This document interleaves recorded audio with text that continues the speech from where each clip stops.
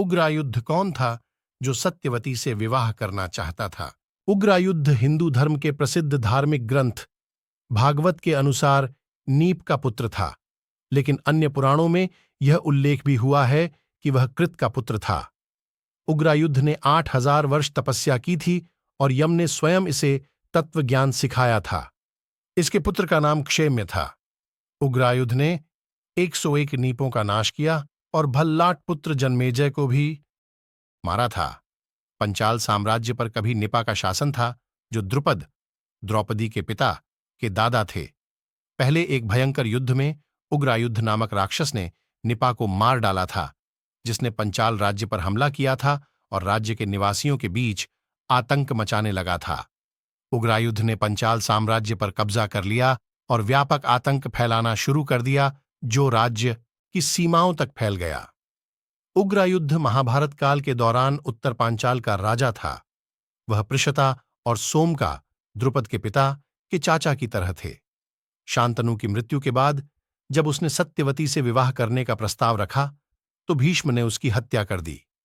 पांचाल के उग्रयुद्ध ने एक प्रज्वलित चक्र प्राप्त किया। यह चक्र सचमुच शक्तिशाली था। यह आज के स्टील्थ बम वर्षक विमानों की तरह अजेय था और इसे शांत नहीं किया जा सकता था। यह चक्र एक शक्ति के समान था। इसका प्रयोग केवल एक बार ही किया जा सकता था। जब हस्तिनापुर के राजा शांतनु की मृत्यु हो गई, तो उग्रायुद्ध ने इसे पांचाल और कुरु की रेखाओं को फिर से एकजुट करने और कुरु पर शासन करने के अवसर के रूप में देखा। लेकिन वह जानता था कि अगर उसने ऐसा कहा तो भीष्म युद्ध की घोषणा कर देंगे। उन्होंने भीष्म को संदेश भेजा। उग्रायुद्ध ने भीष्म को केवल यह बताया कि वह सत्यवती से विवाह करना चाहता है। उसने कुरु पर विजय प्राप्त करने के अपने वास्तविक इरादे को छुपाया। जब भीष्म ने संदेश पढ़ा तो उन्हें प्रस्ताव में कोई जाल होने का संदेह हुआ। उन्हें जल्द ही एहसास हुआ कि उग्रायुद्ध कुरु पर शासन करना चाहता था। भीष्म क्रोधित थे क्योंकि उन्होंने सत्यवती के छोटे बच्चों को हस्तिनापुर की राजगद्दी देने का वादा किया था। उसने अपने सभी सेनापतियों को सेना तैयार करने का आदेश दिया, लेकिन उनके सलाहकारों ने उन्हें अलग तरीके से काम करने को कहा। उन्होंने उससे कहा कि पहले उसे दान और मेल मिलाप से स्वयं को शुद्ध करना चाहिए। उसके बाद भीष्म को पांचाल पर आक्रमण करना चाहिए और उग्रायुद्ध का वध करना चाहिए। शुद्धिकरण की अवधि के बाद भीष्म उत्तर पांचाल की ओर बढ़े। युद्ध में जन्मेजय, उग्रयुद्ध के पोते के नेतृत्व में नीपा वंश, एक अन्य पंचाल वंश के राजकुमार भी उग्रायुद्ध में शामिल हो गए। भीष्म और उग्रायुद्ध के बीच भयानक युद्ध हुआ।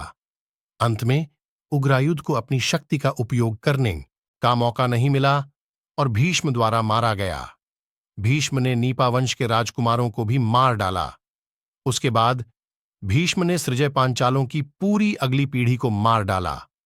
उन्होंने केवल सोमक, पृष्ता और दुर्मुख को जीवित रहने दिया। इस युद्ध के परिणाम स्वरूप उत्तर पांचाल पर कुरु ने विजय प्राप्त कर ली। आपको ये जानकारी एवं कहानी कैसी लगी? कृपया कमेंट करके जरूर बताएं। वीडियो पसंद आया हो तो लाइक करें और ऐसी ही और भी बहुत सारी कहानियों, कथाओं एवं जानकारियों को सुनने के लिए चैनल को सब्सक्राइब जरूर करें। धन्यवाद।